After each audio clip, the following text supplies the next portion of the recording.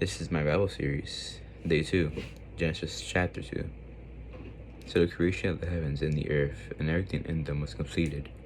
On the seventh day, God finished the work of creation, so he rested from all his work. And God blessed the seventh day and he declared it holy, because it was a day when he rested from all his work of creation. This is the account of the creation of the heavens and the earth, the man and woman in Eden. When the Lord God made the earth and the heavens, neither wild plants nor grains were growing on the earth. For the Lord God had not yet sent rain to water the earth, and there were no people to cultivate the soil. Instead, springs came up from the ground and watered all the land. Then the Lord God formed the man from the dust of the ground. He breathed the breath of life into the man's nostrils, and the man became a living person. And the Lord God planted a garden in Eden in the east, and there he placed the man he had made. The Lord God made all sorts of trees grow up from the ground, trees that were beautiful and that produced delicious fruit. In the middle of the garden he placed a tree of life and a tree of knowledge of good and evil. A river flowed from the land of Eden, watering the garden and then dividing it into 4 branches.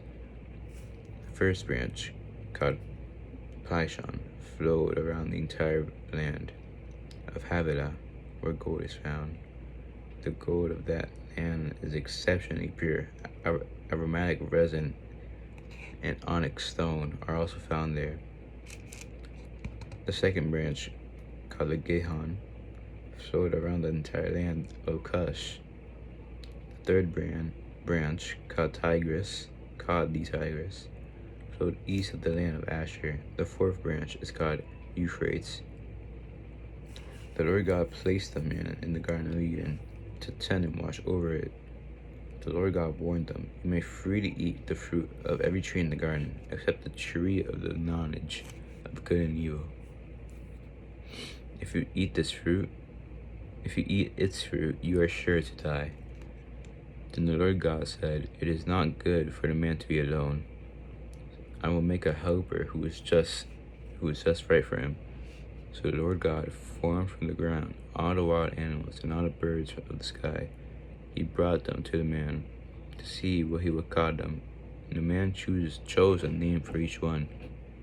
He gave names to all the livestock, all the birds of the sky, and all the wild animals. But still there was no helper just right for him. So the Lord God caused the man to fall into a deep sleep. While the man slept, the Lord God took out one of the man's ribs and closed up the opening. Then the Lord God made a woman from the rib, and he brought her to the man.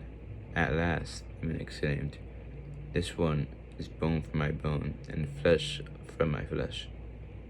She will be called woman, because she was taken from man."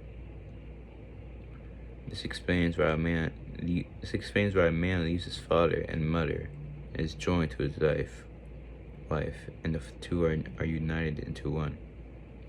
The man and his wife were both naked, but they felt no shame. And that's it for chapter 2. Come back tomorrow for Genesis chapter 3. God bless.